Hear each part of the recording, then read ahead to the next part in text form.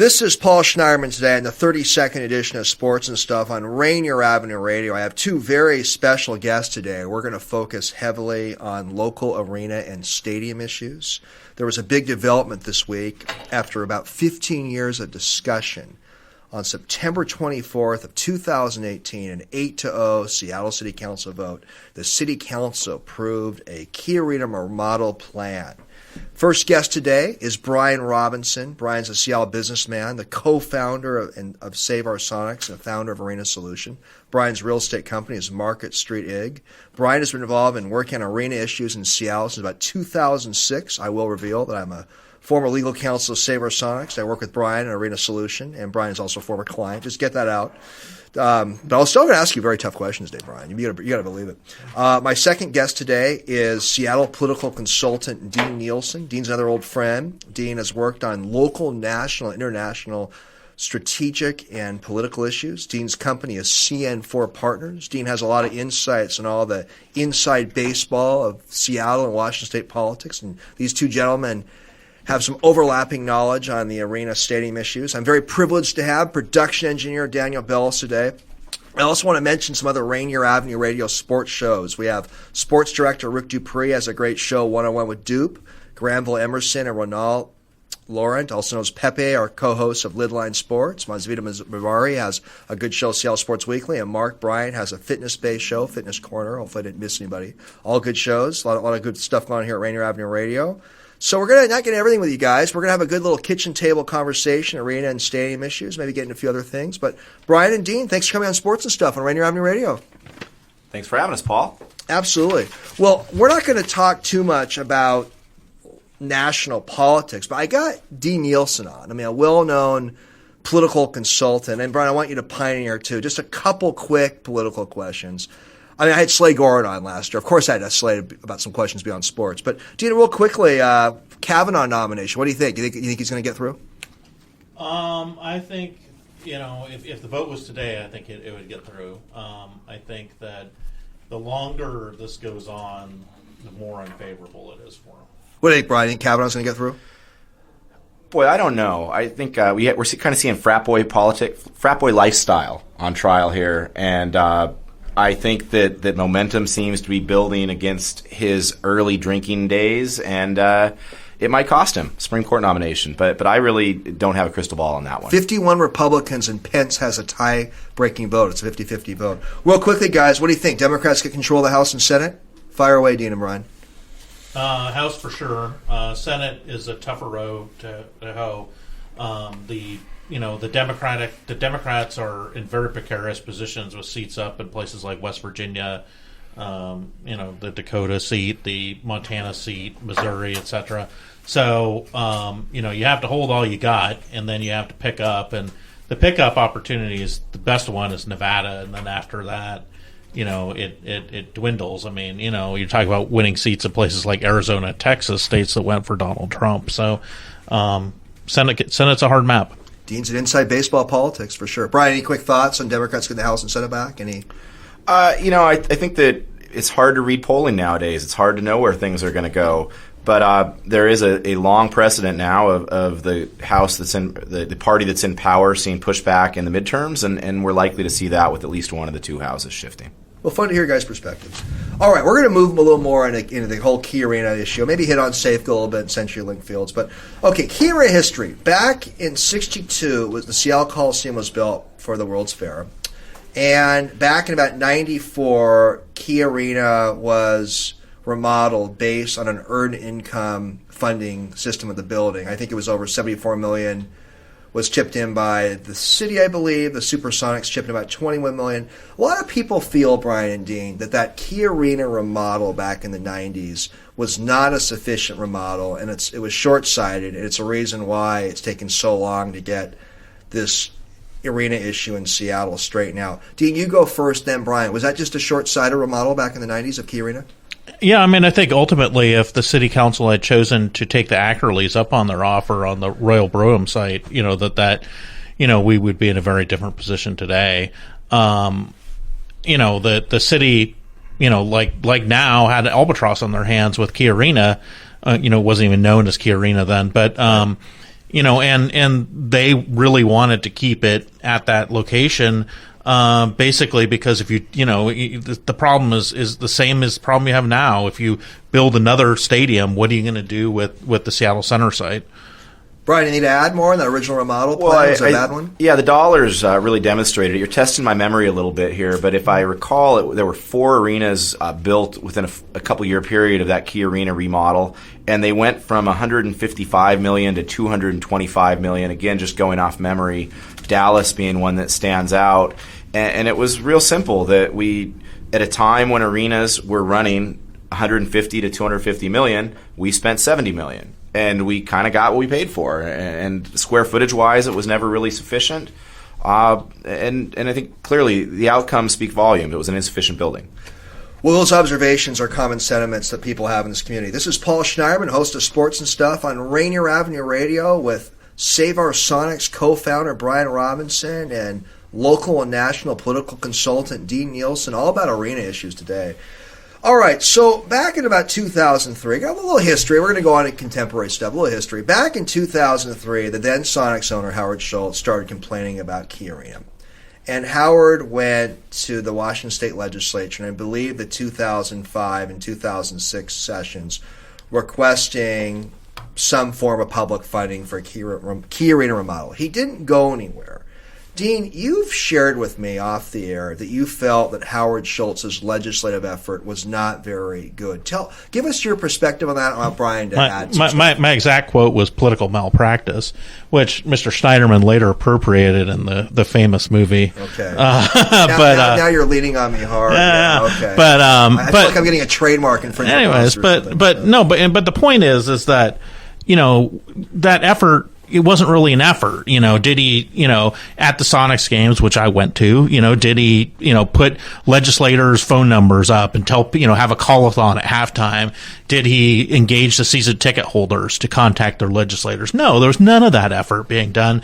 And so when he abruptly got angry and sold the team, there was a lot of us that were like, well, I thought he was just getting started, and this was that was his opening offer, and ultimately, when these, stadium deals, the first offer, just like real estate deals, Brian, is rarely the one that gets accepted. So, your opening gambit is not the, is not the end all be all. And there needs to be some back and forth with the legislature or whoever the decision maker is. If it's the city council, the King County Council, you just can't go in and say, this is what I want, give it to me. So your expert professional political consultant opinion, Dean, is that Howard Schultz's effort in that era was just subpar. That's my opinion. Brian, anything to add on Howard's efforts back then? There were 4 professional lobbyists on the ownership team of 58 owners, and they were specifically barred from providing input to Howard on his performance. It was a terrible performance all the way around. Schultz did a poor job. The state did a poor job. Frank Chop is still probably the guy who deserves as much or more blame than anybody for the team's departure. And the league did a poor job. So I always look back at the events that led to this, Paul, and say nobody should be proud of our performance. Everybody dropped the ball, and it was a magnificent coming together of poor performances.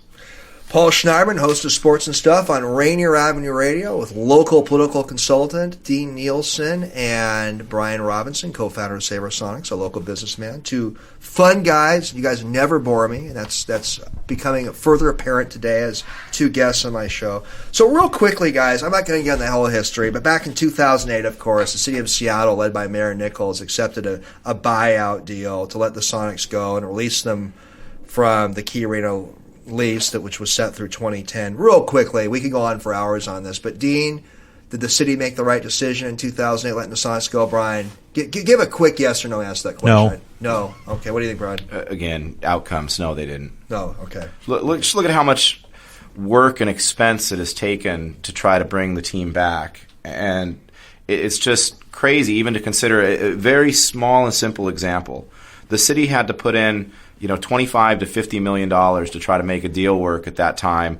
And they've now gone something like 8 years collecting 0 naming rights from Key Arena on a civic building. You take that one example. Kevin Durant this year alone donated $15 million to the Oakland School District for kids in need. And that would have been Seattle's money if we had had a team here. So it's very clear again. Well, Kevin Durant's a mensch of a guy, no doubt about it.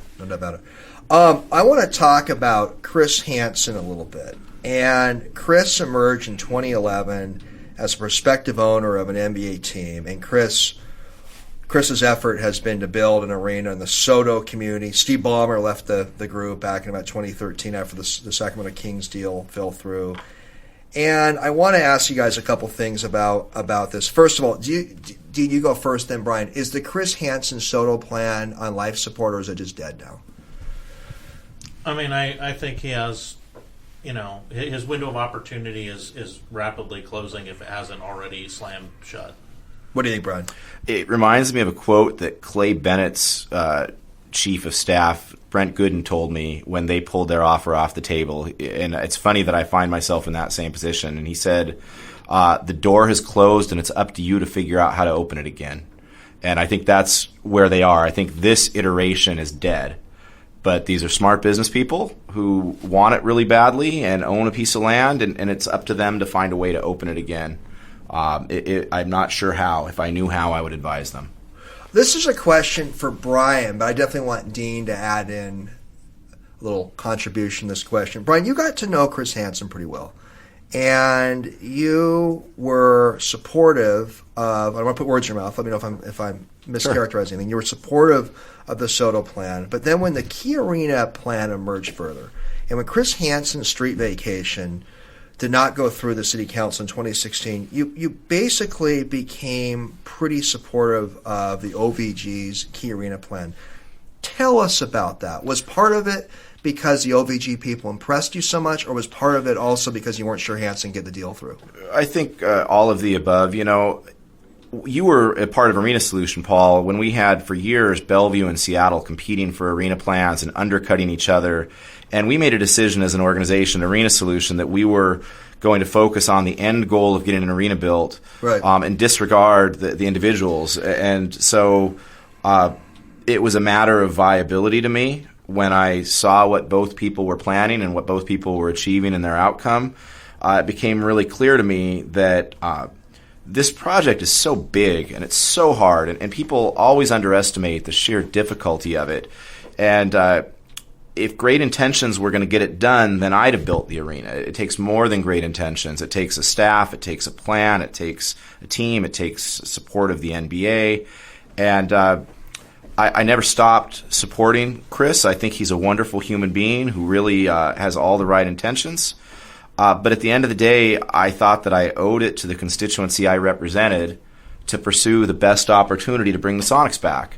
And if you lay everything side by side, it was very, very clear to me that the expertise of Tim Leiweke and the Oakview Group, who are amongst the most powerful people in sports, were the guys who had the best chance of delivering. I can't believe we're already halfway done with this show. It just time flies when you're having fun. Paul Schneider, sports and stuff, with two terrific guests, political consultant Dean Nielsen and Brian Robinson on the 32nd edition of Sports and Stuff. Dean, chime in here a little bit. But Brian basically stated he became pretty impressed with the OVG group. Is the OVG effort more impressive to you than Hansen's SoDo effort? I mean, I signed on to Brian's original vision for Arena Solutions, which is we're here to help whoever, is willing and able to bring a team back to Seattle.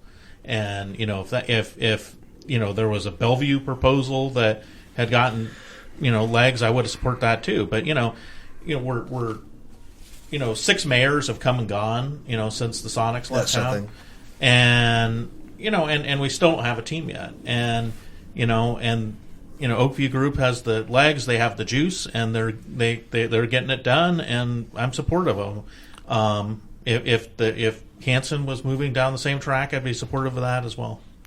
Oakview's really put on a clinic, Paul. I mean, you just have to look at the results. And in this application for NHL expansion, they're trying to send a message to the league. And at every step, the league has said, the NHL has could have said, well, we're not certain about whether you get it done. Well, Seattle politics. Well, the building stuff's get done. And they've just marched down it and never been deterred, never hesitated.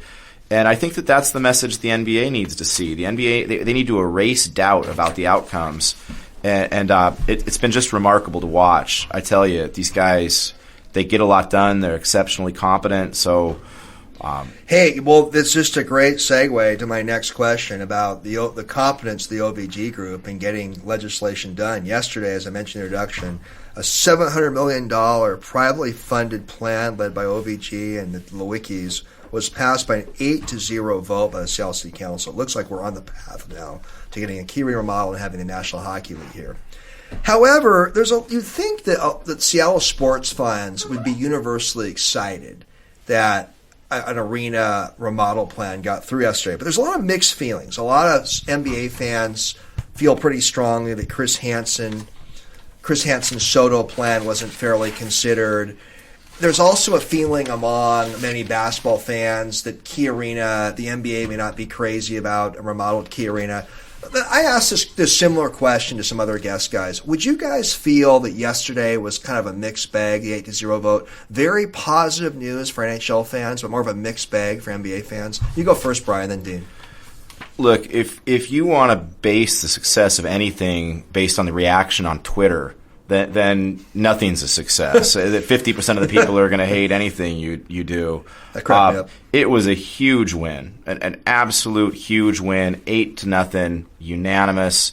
And I understand people's doubts. I understand that people have gotten information that makes them concerned about this. And I understand that being deferential to hockey is hard for Sonics fans to swallow because we've been grinding at this for a long time. But it's up to us and me and all the other supporters in the Oakview group to prove people wrong. And it's going to be a process, but I think what people are going to see is that this group is going to deliver the NHL in very short order.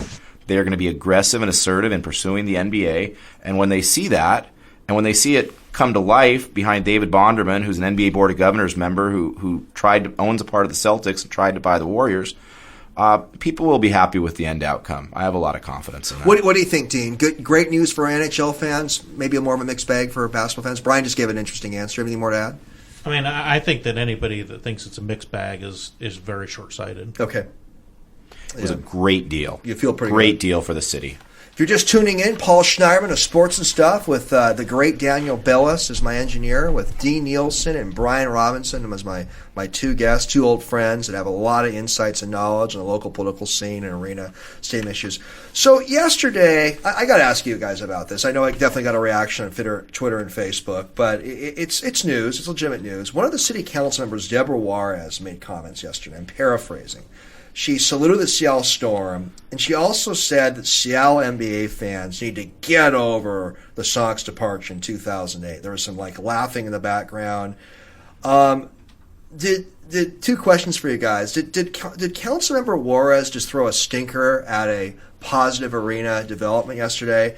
And did Council Juarez validate some of the suspicions that many NBA fans have in Seattle that most of the city government people, including the city council members, are just not really big basketball NBA fans? Go first, Dean. She probably isn't a big NBA fan. So what? She voted, She did vote for it. Yeah, exactly. Yeah. And, at the end of the day, that's all I care about when I'm pushing an issue. I got the vote, and I got the outcome I wanted, and I'm thrilled. So you think some NBA fans that have been on the Twitter? I mean, look, it's am I thrilled with everything the city, council funds as part of my tax base? No. But, at the end of the day... You think it's just rhetoric, basically? Right. I mean, who cares? What do you think, Brian? Did that raise a dent at all? That throw a little damage? It was a throwaway comment that was unnecessary and inappropriate. She makes a lot of those. Councilmember Juarez deserves a lot more credit than just voting for it. She drove this process. She was fantastic as a leader of the political process, and her commentary has been really disappointing. I told her today and would tell her again that I think it is tremendously inappropriate for an elected official to ever tell any member of the constituency to get over their concerns. That's not really her job. But you know what? That's all irrelevant. Yesterday, the political process is done. We don't have to worry about council members' commentary anymore. I think we as sports fans need to move on and start thinking. We need to worry about commentary from Adam Silver. That's the guy who matters. Well, you guys gave very instructive answers. All right, one thing that's come up on the whole Key Arena issue was that funny? I thought you guys gave good answers. One thing that's come up a lot, guys, is a lot of people have concerns about the traffic situation at the Seattle Center. The Lewickis, I believe, were talking about getting people by drones to Key Arena, and some people thought that was sort of Jetsons-like and kind of shut it down. I'm reading that light rail may not emerge near the Seattle Center until the year 2035. Brian, you go first, then Dean. Getting people to Key Arena is going to be a big hassle? Not really. Not any more than any other place in the city. Coming down here to Rainier Avenue is horrendous, and getting to Soto from Shoreline is horrendous. People are going to have a choice, so they can take the train to Westlake and walk down, or take an Uber. But the tunnel is going to change things a lot. There are no simple or easy answers for traffic. There are also nothing in the city is being built for people who want to drive in and commute from Tukwila anymore. When it comes to transit, it's unfortunate that people are going to have to learn to adjust, but they're going to have to. The Seattle Center is the fourth, I think, most visited tourist attraction in the nation, I read. 12 million people a year or something like that. There are really significant statistics. And I think parking is going to be harder than traffic, but they're just going to have to chip away at it. And the idea that one site has traffic problems and the other is free of traffic problems is a fallacy. Our entire region has major traffic problems.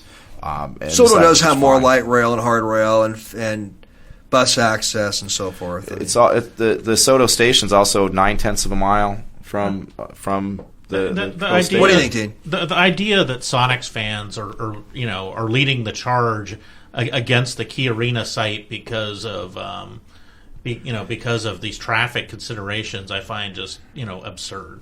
And that's true. You don't think the traffic will be a big deal when Key Arena's finished in 2020? Of course, it's going to be a big deal. But I agree with Brian. It's just like it's terrible to get anywhere in Seattle. I don't know of anybody that is like, God, I had such a great commute today. It's absurd. So, look, they're going to have a light rail solution there. It's going to take a while, but, we also don't have a team today. So by the time we have a team, by the time the facility is built, we'll be well on our way to solving it. And that's also assuming that timeline doesn't get shortened by, Senator Murray getting some transit grants, etc. So there's other ways to cut this. I want to add to something Dean just said, too. Dean just said that the idea that Sonics fans are leading the charge is absurd. People ask why I stepped away from some of those constituencies and some of that movement. I grew up here. I grew up going to Seattle Center. I played in the Fountain when I was a kid. My kids played in the Fountain. I love Seattle Center. And the idea of being anti-Seattle Center and of being opposed and somehow arguing that Seattle Center will not work for things really bothered me. It bothered me. It was something that I felt that I couldn't be a part of because I love that place. And every sunny day I was there today, and it's fantastic. Lots of people go there, and lots of people will continue to go there. I will say this real quickly. I think you guys are a little more optimistic about the traffic situation getting a future NHL and possible NBA games and some others, but you guys have good insights. Real quickly, some are questioning whether the Key Arena deal is really all private. There's been some reporting that there's some property tax benefits that OVG will benefit from, plus some parking revenues. One city council member proposed OVG chip in more to cover costs in dislocated businesses. First of all, Brian, then Dean, is OVG chipping in enough for this project? Hell yeah. This is the best deal that anybody has ever offered a city ever. It's a model for the way things can go in the future, but OVG is getting something back out of it. They're not just giving $700 million for free, and it's going to be more than that in the end. They are gaining some rights to use Seattle Center for marketing and generate revenue, and they are getting some tax credits, and they are getting some breaks. That's the beauty of this deal, that they were able to manufacture something out of an existing asset. And what Dean talked about with Key Arena being an albatross, Seattle Center being an albatross, they took that big piece of property and they converted an albatross into an asset, and then OVG paid them for it. Well, I'm not saying it's a bad deal. It just came out from some circles. Maybe it's not a good deal. Yeah, I ask questions here. Yeah, again, like, I'm happy to have a reasonable debate, and I don't think that is a reasonable debate. What do you think, Dean? Good deal, though, OVG, Well, I the arena deal? you know, we just had a vote at King County Council 2 weeks ago on the Mariners proposal for their lease extension and the tax revenues that were associated with that. I mean, and you compare all of the tax money that has gone into Safeco Field versus this deal, is just no question that this is a superior deal.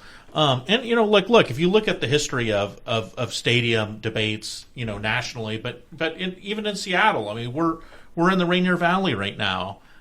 Six Stadium, I mean, that was a terrible bungled deal, by the city of Seattle. And you just kind of look There's a great book on that. The various proposals that have come through.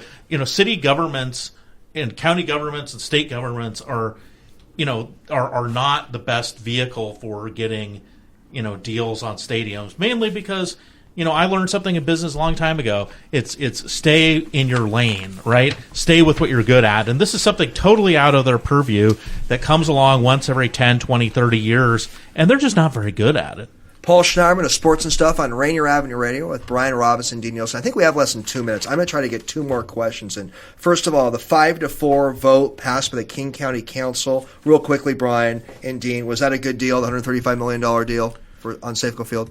Yes great. Or no? Good deal? It was a great deal for the Mariners. What do you think, Dean? Yeah, agree with Brian. It was moving in the right direction. I think they could have moved a bit further. Okay. Real quickly, I see here that CenturyLink Field, the Seahawks lease, expires in 2028. Real quickly, Brian and Dean, are you guys confident that we won't have any problems in the whole CenturyLink situation? If I was the Seahawks, I would want the same deal the Mariners got. Brian? Yeah, I mean, I don't look that far out. I think we've got to be kind of realistic about what we look at. But in regards to the Mariners deal, I think it was also a good deal for the fans, because the fans, as much as I worry about the public investment, we're tired of this debate, and I'm so glad that at least it's done and we don't have to immediately transition from worrying about Key Arena to going and fighting a new battle for funding of the Mariners. I'm glad they didn't threaten to leave, which I really appreciated. We're about done, Brian. Sorry to cut you off. We're move. about done. Dean Nielsen, Brian Robinson, great to have you guys on. Learned a lot from you guys today. I think the listeners did as well.